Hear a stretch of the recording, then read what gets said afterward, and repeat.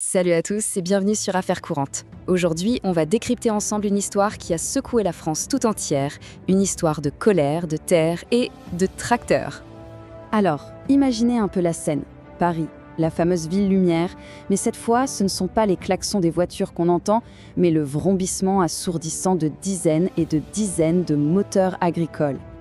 Non, ce n'était vraiment pas une journée comme les autres. Le cœur de la France battait à un tout autre rythme, celui de la révolte. Pour bien saisir l'ampleur du truc, il y a un chiffre à retenir, un seul, 350. Ce n'est pas une poignée, non, c'est bien 350 tracteurs qui ont débarqué en plein Paris, juste devant le Parlement. C'est énorme. Ce n'est plus juste un nombre, c'est devenu un symbole puissant. Et il faut bien comprendre que derrière chaque tracteur, il y a un agriculteur, une famille, une vie de travail. Cette phrase de Guillaume Morel dit tout. C'est un véritable cri du cœur, un cri de désespoir qui résonne bien au-delà des champs. On entre donc dans notre première partie, Paris, sous le siège des tracteurs. La capitale s'est donc réveillée face à un spectacle assez incroyable. Mais alors, qu'est-ce qui a bien pu pousser tous ces agriculteurs à une action aussi radicale, aussi forte ? En fait, cette colère, elle ne vient pas de nulle part. Ce n'est pas une seule raison, c'est un vrai cocktail de problèmes. Imaginez, des revenus qui s'effondrent, un accord commercial qui fait super peur, des règles de plus en plus compliquées à suivre, et même des attaques de loups sur le bétail. C'est vraiment la goutte d'eau qui a fait déborder un vase déjà bien plein. Au cœur de toute cette agitation, il y a un accord commercial géant, un mot qui revenait sur toutes les lèvres. Pour les agriculteurs, c'est comme une énorme menace qui plane au-dessus de leur tête. Alors voyons un peu ce que ça veut dire. Le grand méchant loup dans cette histoire, aux yeux des manifestants, c'est lui, l'accord UE-Mercosur. Alors, le Mercosur, qu'est-ce que c'est ? Eh bien, c'est tout simplement un immense bloc économique en Amérique du Sud.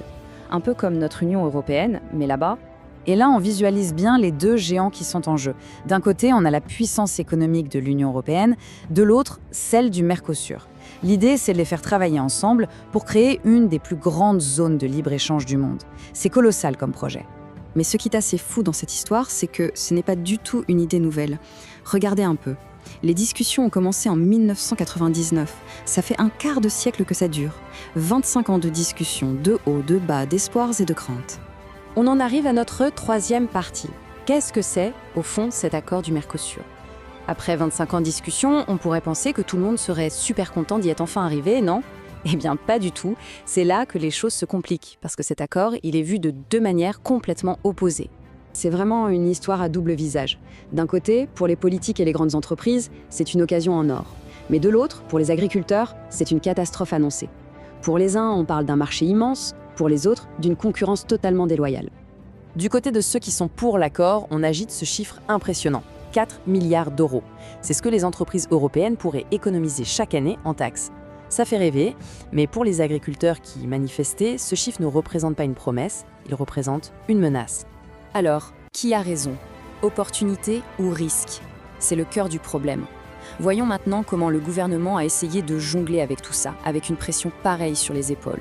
Forcément, avec 350 tracteurs garés sous ses fenêtres et tout le pays qui regarde, le gouvernement français devait agir, et vite. Alors qu'est-ce qui a été mis sur la table pour essayer de calmer les esprits ? Eh bien, plusieurs promesses. Une loi d'urgence, une pause sur certaines règles et une aide financière. Et pour montrer que ce n'était pas que des paroles en l'air, le gouvernement a sorti le chéquier. 300 millions d'euros. C'est le montant de l'aide d'urgence qui a été promise pour aider les agriculteurs à passer ce cap très difficile. Et ces promesses, elles ont eu un effet immédiat, suffisant en tout cas pour convaincre les agriculteurs de lever le campement. L'opération a été rapide, avant même que le soleil ne se lève, les tracteurs avaient quitté Paris.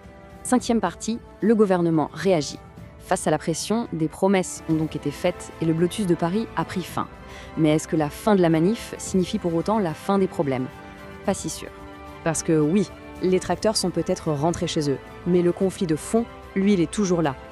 La loi d'urgence est promise, mais elle n'est pas encore votée. Et l'accord Mercosur, lui, est peut-être validé par les dirigeants, mais il n'est pas encore approuvé par tout. Le débat ne fait vraiment que commencer. Et tout ça, ça nous laisse avec une question énorme. Une question qui donne vraiment à réfléchir sur le monde qu'on est en train de construire. Et c'est une question qui va bien au-delà des frontières de la France. Marchés mondiaux contre fermes locales. Est-ce que l'un doit forcément écraser l'autre ? Quel est le bon équilibre à trouver entre des accords commerciaux géants et la protection des gens qui nous nourrissent au quotidien? C'est la grande question qui reste en suspens après ces événements. Voilà pour l'analyse du jour. Merci beaucoup de nous avoir suivis. Pour ne rien manquer de nos prochains décryptages de l'actualité, pensez à suivre la chaîne Affaires courantes. À très bientôt.